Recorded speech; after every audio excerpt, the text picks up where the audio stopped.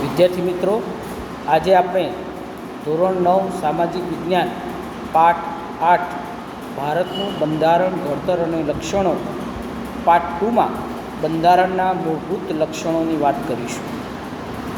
26મી જાન્યુઆરી 1950થી અમલમાં આવેલા વિશ્વના સૌથી મોટા, વિસ્તૃત અને વિગતપૂર્ણ ભારતના લેખિત બંધારણના કેટલાક વિશિષ્ટ અને મૂળભૂત લક્ષણો નીચે મુજબ છે. 1. લિખિત દસ્તાવેજ. બ્રિટન અને ઇઝરાયલના અપવાદ સિવાય ભારત સહિત દુનિયાના બધા જ લોકશાહી દેશોમાં બંધારણ લિખિત સ્વરૂપે છે. ભારતની સામાજિક, ભૌગોલિક, બહુવિધ પરિસ્થિતિ અને પૂર્વ ઇતિહાસને ધ્યાનમાં લઈને બંધારણ સભાએ બંધારણ લિખિત સ્વરૂપે રાખવાનું મુનાસિબ માન્યું હતું. નંબર 2. બંધારણનું કદ. ભારતનું બંધારણ 22 ભાગોમાં વહેંચાયેલું, 395 અનુચ્છેદો એટલે આર્ટિકલ્સ અને 8 પરિશિષ્ટો એટલે હાલમાં 12 પરિશિષ્ટો સાથેનું છે. આ બંધારણમાં કેન્દ્ર અને રાજ્યોની શાસન વ્યવસ્થા અને તેમના આંતર સંબંધો, લોકોના મૂળભૂત હકો, ફરજો, રાજનીતિના માર્ગદર્શક સિદ્ધાંતો, ન્યાયતંત્ર, ચૂંટણી પંચ, સ્થાનિક સ્વરાજ્યની સંસ્થાઓ, લઘુમતીઓ, પછાત અને વંચિત સમૂહો માટેની ખાસ જોગવાઈઓ કરવામાં આવી છે અને તેથી આપણું બંધારણ દુનિયાના અન્ય બંધારણો કરતાં લાંબુ, વિસ્તૃત અને વિષદપૂર્ણ બન્યું છે. નંબર 3. એક જ નાગરિકત્વ. અમેરિકા જેવા દેશોમાં દરેક વ્યક્તિ બેવડું નાગરિકત્વ ધરાવે છે, એટલે કે એક યુનાઇટેડ સ્ટેટ્સ ઓફ અમેરિકાનું અને બીજું તે પોતે જે રાજ્યમાં વસવાટ કરતી હોય તે રાજ્યનું નાગરિકત્વ ધરાવે છે. જ્યારે ભારતના ગમે તે રાજ્યમાં આપણે રહેતા હોઈએ, પરંતુ આપણે એક જ નાગરિકત્વ એટલે કે ભારતીય જ નાગરિકત્વ ધરાવીએ છીએ. આપણે ત્યાં રાજ્યની અલગ નાગરિકતા જેવું કાંઈ નથી. નંબર 4. મજબૂત કેન્દ્રવાળું સમવાય તંત્ર. ભારતના બંધારણમાં ક્યાંય સમવાય શબ્દનો ઉપયોગ થયો નથી. બંધારણ સભાને રાજ્યોનો સંઘ એટલે કે યુનિયન ઓફ સ્ટેટ તરીકે જ વર્ણવે છે. આમ ભારત સંઘીય રાજ્ય છે. સંઘ શબ્દ દ્વારા ભારતમાં સંઘ અને એકમ રાજ્યો વચ્ચે ક્યારેય પણ બદલી શકાય નહીં તેવા કાયમી સંબંધોની લિખિત સ્વરૂપે બંધારણમાં સ્પષ્ટતા કરવામાં આવી છે. એકમ રાજ્યોને કેન્દ્રથી છૂટા પાડવાનો અધિકાર નથી. સંઘ સરકારને કેટલીક વિશિષ્ટ અને ચડિયાતી સત્તાઓ આપવામાં આવેલ છે. કેન્દ્ર સરકાર અને પ્રાદેશિક રાજ્ય સરકારો વચ્ચે સત્તાની સ્પષ્ટ વહેંચણી કરવામાં આવી છે, જેથી રાજ્ય સરકાર પોતાના જ પ્રદેશ ઉપર પોતાના કાર્યક્ષેત્રોના અનુસંધાને પોતાના કાયદાઓ ઘડી શકે છે.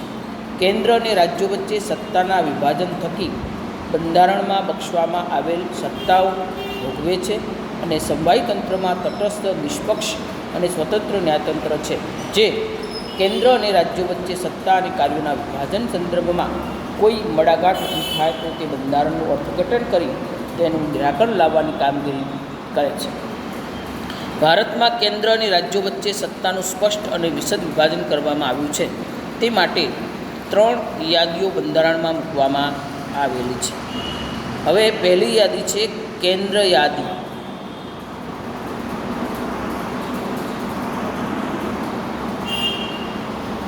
તો સંઘ યાદીમાં કુલ 97 વિષયોનો સમાવેશ કરવામાં આવેલો છે, જેમાં કાયદો ઘડવાની સંપૂર્ણ સત્તા સંઘની સંસદને સોંપવામાં આવેલી છે, જેમાં નીચેની બાબતોનો સમાવેશ કરવામાં આવે છે: સંરક્ષણ, વિદેશી બાબતો, અણુશક્તિ, નાણું, વીમો, બેન્કિંગ, ટપાલ, રેલવે જેવા રાષ્ટ્રીય મહત્વ ધરાવતા ક્ષેત્રો અંગે કાયદો ઘડવાની સત્તા સંઘ એટલે કે કેન્દ્ર સરકાર ધરાવે છે. રાજ્ય યાદીની વાત કરીએ તો રાજ્ય યાદીની અંદર 66 જેટલા વિષયોનો સમાવેશ કરવામાં આવ્યો છે, જેના પર કાયદો ઘડવાની સંપૂર્ણ સત્તા રાજ્યોની ધારાસભાઓ એટલે કે વિધાનસભા ગૃહ ધરાવે છે, જેમાં નીચેની બાબતોનો સમાવેશ થાય છે: કાયદો અને વ્યવસ્થા, શિક્ષણ, સ્થાનિક સ્વરાજ્યની સંસ્થાઓ, કૃષિ, સિંચાઈ, આરોગ્ય, ભૂમિ, રાજ્યોનો આંતરિક વેપાર, વાણિજ્ય વિષયક સેવાઓનો સમાવેશ થાય છે. જો કેન્દ્રને લાગે કે રાજ્યનો કાયદો અને વ્યવસ્થા પડી ભાગ્યા છે, તો રાજ્યની સંમતિ સાથે કે રાજ્યની મરજી વિરુદ્ધ જઈને કેન્દ્ર તે રાજ્યમાં કેન્દ્રીય અનામત પોલીસ દળો મોકલી શકે છે. ત્રીજી બાબત છે સંયુક્ત યાદી. તો સંયુક્ત યાદીની અંદર 47 જેટલા વિષયોનો સમાવેશ કરવામાં આવ્યો છે, જેમના પર કાયદો ઘડવાની સત્તા કેન્દ્ર અને રાજ્ય બંનેની છે, પરંતુ હંમેશા કેન્દ્રનો જ કાયદો માન્ય ગણવામાં આવે છે. આમ સમવાય તંત્રમાં કેન્દ્રની સંયુક્ત યાદીમાં પણ વિશેષ સત્તાઓ આપવામાં આવેલી છે અને આ યાદીમાં દીવાની અને ફોજદારી બાબતો, લગ્ન, છૂટાછેડા, ભરણપોષણ, શિક્ષણ, આર્થિક આયોજન, વેપારી સંઘો વગેરેનો સમાવેશ કરવામાં આવે છે. હવે શેષ સત્તા કોને કહેવાય એની વાત કરીએ તો શેષ સત્તા એટલે જે બાબતોનો સમાવેશ 3 યાદીમાં ન થતો હોય, એક કેન્દ્ર યાદી, બીજી રાજ્ય યાદી અને ત્રીજી સંયુક્ત યાદી. તો આ ત્રણેય યાદીઓમાં જે બાબતોનો સમાવેશ ન થતો હોય તે બાબતો અંગે કાયદો ઘડવાની સત્તા સંઘની સંસદને સોંપવામાં આવેલી છે. આ સત્તાને શેષ સત્તા કહેવામાં આવે છે. તો આવી રીતે ભારતમાં કેન્દ્ર અને રાજ્યો વચ્ચે નાણાકીય સાધનોની પણ વહેંચણી કરવામાં આવેલી છે. આબકારી જકાત, આયાત નિકાસ જકાત, આવકવેરો, વધુ આવકો આપતા કરવેરા કેન્દ્રને ફાળવવામાં આવે છે, જેમાં વેચાણ વેરો, મનોરંજન વેરો, મહેસૂલ, શિક્ષણ વેરો જેવી ઓછી આવકો ધરાવતા સાધનો રાજ્યોને ફાળવવામાં આવ્યા છે. તેથી રાજ્યોએ કેન્દ્ર પાસેથી ગ્રાન્ટ સ્વરૂપે આર્થિક સહાયનો આધાર રાખવો પડે છે. કટોકટી વેળા એકતંત્રી વ્યવસ્થા. તો ભારતના બંધારણમાં 3 પ્રકારની કટોકટીની જોગવાઈ કરવામાં આવેલી છે. એક, યુદ્ધ, બાહ્ય આક્રમણ કે સશસ્ત્ર બળો જેવા સંજોગોમાં રાષ્ટ્રીય સલામતી જોખમાય એવી પરિસ્થિતિમાં દેશમાં સલામતી વિષયક કટોકટી જાહેર કરવામાં આવે છે. 2 નંબર, રાજ્યમાં કાયદો અને વ્યવસ્થાની પરિસ્થિતિ પડી ભાંગી હોય અથવા બંધારણીય જોગવાઈઓ અનુસાર રાજ્યની સરકાર ચાલી શકે એમ ન હોય ત્યારે કેન્દ્ર રાજ્ય બંધારણની કટોકટી જાહેર કરી શકે છે અને રાષ્ટ્રપતિ શાસન રાજ્યમાં લાગુ પાડી શકે છે. ત્રીજી બાબત છે સતત ભાવ વધારાને કારણે નાણાંના મૂલ્યમાં ઝડપથી ધોવાણ થતું હોય ત્યારે નાણાકીય કટોકટી જાહેર કરી શકાય છે. આમ કટોકટીના આ ત્રણેય જોગવાઈઓ હેઠળ આખું સમવાય તંત્ર એકંદરે એકતંત્રી વ્યવસ્થામાં ફેરવાઈ જાય છે અને તેટલા સમયગાળા પૂરતું સમવાય તંત્ર સ્થગિત થઈ જતું જોવા મળે છે. છઠ્ઠી બાબત છે દ્વિગૃહી પ્રથા. તો લોકો દ્વારા ચૂંટાયેલા પ્રતિનિધિઓમાંથી બનેલી લોકસભા છે. લોકશાહીમાં લોકસભામાં જ સાચી સત્તા સ્થાપિત થયેલી છે. સંસદમાં 2 ગૃહો છે. ઉપલું ગૃહ છે રાજ્યસભા, નીચલું ગૃહ છે લોકસભા. પ્રધાનમંડળની રચના સંસદ સભ્યોમાંથી કરવામાં આવે છે. પ્રધાનમંડળ સંસદને જવાબદાર છે. પ્રધાનમંડળ લોકસભાનો વિશ્વાસ ધરાવે ત્યાં સુધી સત્તા ઉપર રહી શકે છે. સંસદીય સરકાર અને સંયુક્ત જવાબદારીના સિદ્ધાંત ઉપર કામ કરે છે. પ્રધાનમંડળના અત્યંત મહત્ત્વના નિર્ણયો લેવાતા હોય છે અને કેન્દ્રમાં રાષ્ટ્રપતિના નામે તથા રાજ્યમાં રાજ્યપાલના નામે વહીવટ ચાલતો હોવા છતાં ખરેખર વાસ્તવિક સત્તા કેન્દ્રના વડાપ્રધાનની આગેવાની હેઠળનું પ્રધાનમંડળ અને રાજ્યમાં મુખ્ય પ્રધાનના વડપણ હેઠળનું પ્રધાનમંડળ જ વહીવટી અને કારોબારી સત્તા ભોગવે છે. રાજ્યનું પ્રધાનમંડળ રાજ્યની વિધાનસભાને જવાબદાર હોય છે. લોકસભા એ કાયમી ગૃહ નથી, એની મુદત 5 વર્ષની હોય છે. રાજ્યસભામાં સભ્યો રાજ્યોની વિધાનસભામાં ચૂંટાઈને આવેલા ધારાસભ્યો ચૂંટે છે. તેઓ જે તે રાજ્યનું પ્રતિનિધિત્વ કરે છે. રાજ્યસભામાં વિવિધ ક્ષેત્રના નિષ્ણાત અનુભવી એવી 12 વ્યક્તિઓની રાષ્ટ્રપતિ પોતે રાજ્યસભાના સભ્ય તરીકે નિમણૂક કરે છે. રાજ્યસભા એ કાયમી ગૃહ છે. તેના 1/3 સભ્યો દર 2 વર્ષે નિવૃત્ત થાય છે અને તેટલા જ સભ્યો ફરીથી ચૂંટવાને પાત્ર છે. આમ રાજ્યસભાનો સભ્ય 6 વર્ષ સુધી સભ્યપદ ધરાવે છે. રાજ્યસભાની સત્તા પ્રમાણમાં ઓછી છે, જ્યારે લોકસભાની સત્તાઓ વિશેષ, ચડિયાતી અને નિર્ણાયક છે. રાજ્યસભાનું સંપૂર્ણ વિસર્જન થતું નથી. નંબર 7, સ્વતંત્ર, નિષ્પક્ષ અને એકકૃત ન્યાયતંત્ર. બંધારણીય જોગવાઈ અનુસાર ભારતની અંદર સળંગ, સ્વતંત્ર, નિષ્પક્ષ, એકસૂત્રી ન્યાયતંત્રની વ્યવસ્થા કરવામાં આવી છે, જેની ટોચે સર્વોચ્ચ અદાલત, પછી મધ્યમાં રાજ્યની વડી અદાલત જેને આપણે હાઈકોર્ટ કહીએ છીએ, નીચે જિલ્લાની અને તાબાની અદાલત, ઉપરાંત વિશેષ અદાલતો પણ હોય છે.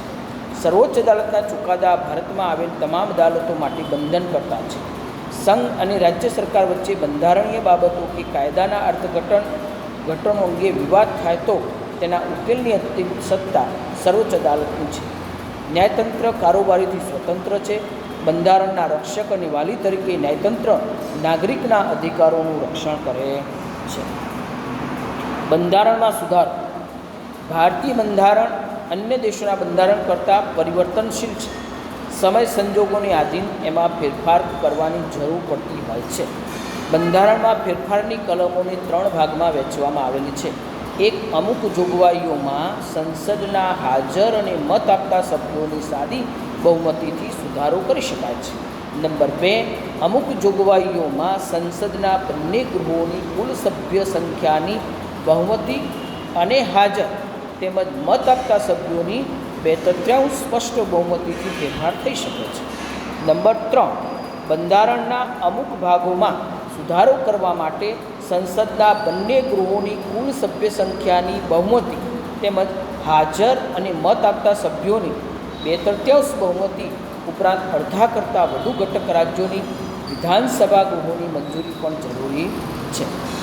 કેન્દ્ર અને રાજ્યોના આંતર સંબંધો કે ઉચ્ચ ન્યાયતંત્રના માળખામાં સુધારો કરવાનો હોય ત્યારે કુલ રાજ્યોના ઓછામાં ઓછા અડધા રાજ્યોની સંમતિથી સુધારો કરી શકાય છે. ન્યાયિક ચુકાદાને આધારે પણ સંસદ દ્વારા બંધારણમાં સુધારો કરવામાં આવે છે. બંધારણના મૂળભૂત માળખામાં ફેરફાર કરી શકાય નહીં. બંધારણની ઘણી બાબતોમાં સંસદની યાદી બહુમતીથી સુધારો કરી શકાતો હોવાથી બંધારણ સુપરિવર્તનશીલ અને લચીલું ગણાય છે. પરંતુ કેટલીક બાબતોમાં બંધારણમાં સાદી બહુમતીથી સુધારો થઈ શકતો નથી. રાજ્યોના અનુમોદન વગર સુધારો શક્ય ન હોવાથી તેટલા અંશે તે દુષ્કર છે. આમ બંનેનું મિશ્રણ ભારતીય બંધારણનું આગવું લક્ષણ ગણવામાં આવે છે. 9, સાર્વત્રિક પુખ્તવય મતાધિકાર. તો આપણા દેશની અંદર સાર્વત્રિક પુખ્તવય મતાધિકાર છે. ભારતના બંધારણમાં 18 વર્ષથી ઉપરના તમામ નાગરિકને કોઈપણ જાતના ભેદભાવ વગર, એટલે કે જાતિ, ધર્મ, શિક્ષણ, લિંગ, આવક, કોમ, મિલકત કે જન્મસ્થાનના ભેદભાવ વગર તેને સમાન અધિકાર આપવામાં આવે છે. ખરેખર પ્રગતિશીલ અને હિંમતભર્યું પગલું છે. મતાધિકારને કારણે લોકશાહીના પ્રત્યેક નાગરિકને ચૂંટણી સમયે પોતાની પસંદગીના ઉમેદવારને મત આપીને ચૂંટવાનો અધિકાર મળે છે.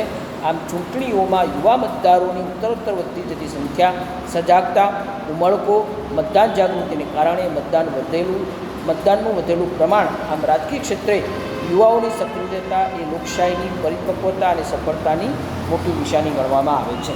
નંબર 10, ધર્મનિરપેક્ષતા અથવા તો બિનસાંપ્રદાયિકતા. આપણો દેશ બિનસાંપ્રદાયિક છે. આપણા દેશે કોઈ પણ ધર્મને સત્તાવાર રીતે સ્વીકારેલો નથી. દરેક વ્યક્તિને મનપસંદ ધર્મ પાળવાની છૂટ આપવામાં આવે છે. દેશમાં કોઈ પણ ધર્મને સ્વીકારીને એના પ્રત્યે ભેદભાવ રાખવામાં આવતો નથી. બધા જ ધર્મોને આપણા દેશમાં સરખા ગણવામાં આવે છે. બધા જ ધર્મના ઉત્સવો ઉજવવામાં આવે છે અને મહત્ત્વના ઉત્સવો હોય ત્યારે રજાઓ પણ રાખવામાં આવતી હોય છે. તો આવી રીતે આપણો દેશ એ બિનસાંપ્રદાયિક દેશ ગણવામાં આવે છે. 11, અદાલતી સમીક્ષા. અદાલતી સમીક્ષા બંધારણનું વિશિષ્ટ લક્ષણ છે. સંઘ અને રાજ્યો દરેક પોતાના કાર્યક્ષેત્રમાં જ રહીને કામ કે વહીવટ કરે છે. એ જોવાની સત્તા અદાલતને સોંપવામાં આવે છે. સંસદની સત્તાઓને અવગણ્યા વગર અદાલતી સમીક્ષા વિશેના સિદ્ધાંતો વચ્ચે એક સુમેળ સ્થાપવાના પ્રયાસો બંધારણના કાર્યો છે.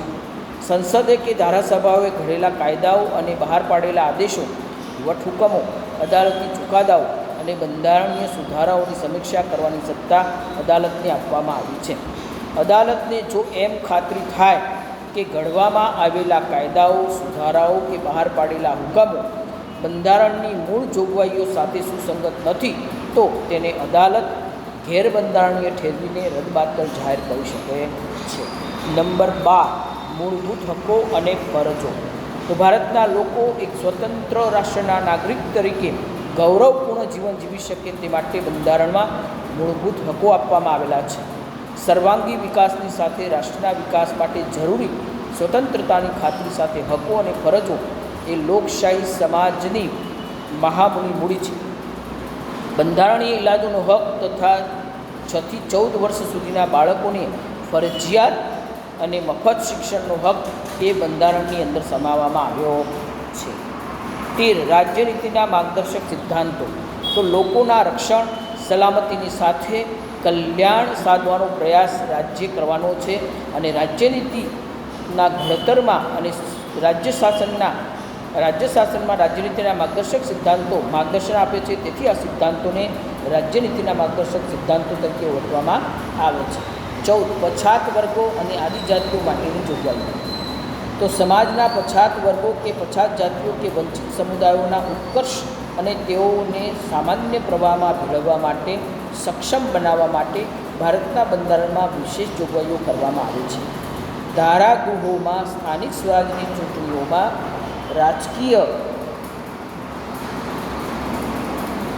રાજકીય પ્રતિનિધિત્વ પૂરું પાડે તે માટે અનામત બેઠકો ફાળવવામાં આવે છે. સરકારી નોકરીઓમાં અને શિક્ષણ સંસ્થાઓમાં પ્રવેશ માટે અનામત કોટાની બેઠકો તેમની વસ્તીના પ્રમાણમાં ફાળવીને સમાન તક આપી છે. પછાત જાતિઓના બાળકોને શિક્ષણ માટે શિષ્યવૃત્તિઓ, સવલતો, ફી માફીની સગવડોના લાભ, હકારાત્મક ભેદભાવ કે રક્ષણાત્મક ભેદભાવની નીતિનો પણ ખાસ પ્રબંધ બંધારણની અંદર કરવામાં આવેલો છે. વિદ્યાર્થી મિત્રો, સ્વાધ્યાયની અંદર આપણે જોઈએ પ્રશ્ન 1 ટૂંકમાં જવાબ આપો, પ્રશ્ન 2 વિધાનો સમજાવો, પ્રશ્ન 3 નીચેના પારિભાષિક શબ્દોની સમજ આપો. આ સ્વાધ્યાય તમારી નોટમાં લખવાનું છે. એ ઉપરાંત પ્રશ્ન 4 નીચે આપેલા વિકલ્પોમાંથી યોગ્ય વિકલ્પ શોધીને લખો અને 5મો જે પ્રશ્ન છે એ તમારે લખવાનો નથી. બાકીના પ્રશ્નો તમારે તમારી નોટબુકમાં લખવાની છે. ઓકે, થેન્ક યુ વિદ્યાર્થી મિત્રો.